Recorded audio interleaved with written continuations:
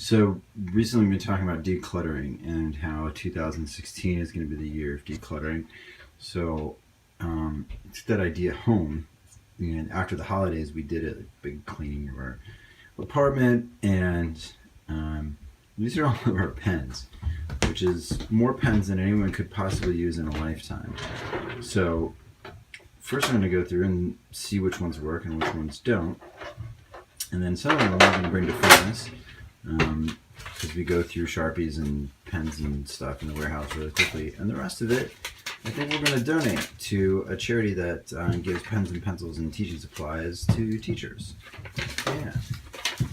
So we're just going to declutter. We'll check back in when we find out how many of these things actually work. Alright, so while Emma is making dinner, I'm being a lame nerd, I've sorted it out so that these are all working pens. These are the three that I really like. Those are pencils. They work. And some mechanical pencils that work. Sharpies that work. And then a big pile of crap that doesn't. So we'll keep some of them here. Hi, baby. And then the rest we're going to donate because 3 people and 2 huskies don't need that many pens. Some will come back to furnace. So there you go, decluttering. Lean.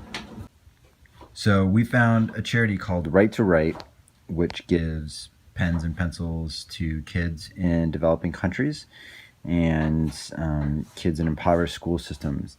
So we're gonna send these off to the P.O. box, and I'll put the address up if anybody else is interested.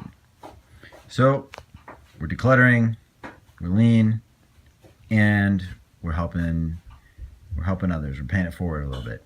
Good stuff.